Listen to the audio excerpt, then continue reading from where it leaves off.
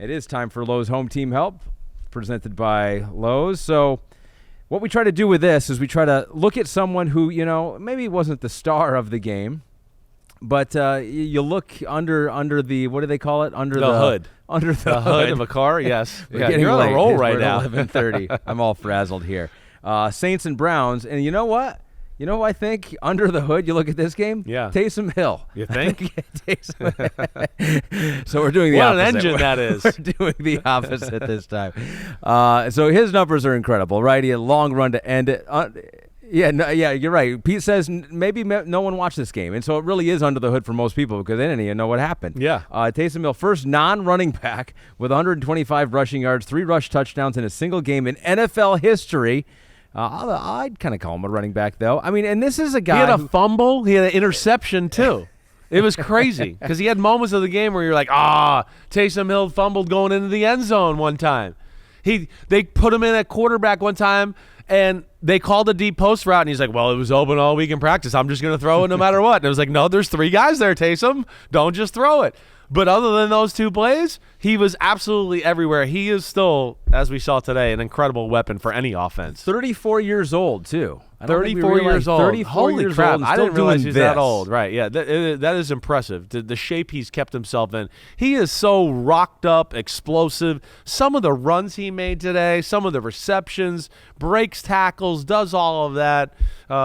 He's a little bit of a Swiss Army knife. I mean, he's a guy that, it's rare to say. He's tight end, H-back, can play some running back, do all of that, but it was his day. And I was definitely surprised with the amount of big plays they put on the Cleveland Browns defense. Yes. That was kind of surprising. Yeah, to me. so I guess we would start there because I think I was listening to the Picks pod with you and Florio, and you thought that this would be a difficult matchup for the Saints, even with Derek Carr back, yes, just because of what Jim Schwartz could do on the defensive side. I guess they didn't have an answer for Taysom Hill. What else went wrong? No, I think that. I mean, we saw Marcus Valdez-Scantling make another huge play in the football game.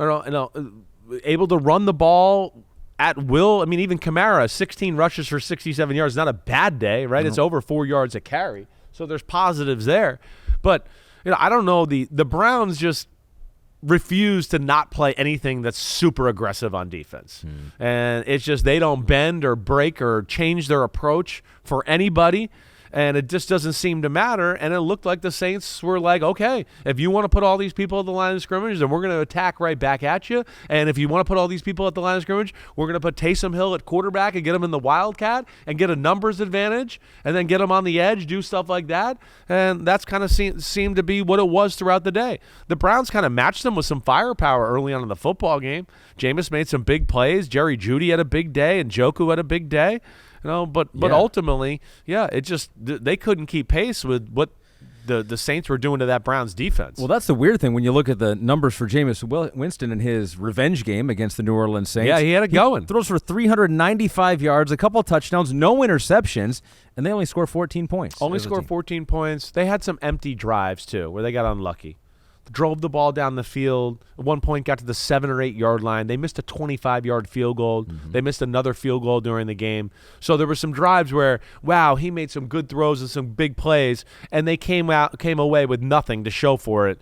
And that hurt them in the football game. And then, like we just talked about, second half they couldn't do a whole lot, and the Saints offense just kept the ball and made some big plays. Rizzy's making his run. Yeah, they got a little energy there. They do. And I'm shocked by the Valdez-Scantling and what he's done for 2 weeks in a row and just, hey, being a big play element, a guy that can, as we always talk about, take the top off the defense in a big moment or make a big play in the big moment. It opens up the field for everybody. All right, that was Lowe's Home Team Help. We thank our sponsors and our friends. They're friends now over at Lowe's. Yo, homies, thanks for watching. Yeah, it's time. The NFL season is here on Chris Simms Unbuttoned. You can hit subscribe to get all the weekly picks, plus our Sunday recaps as the games are happening. Oh, you know it. Nobody does that better than us. Thanks again for watching. Remember to subscribe. Peace out. We'll see you next time on Unbuttoned.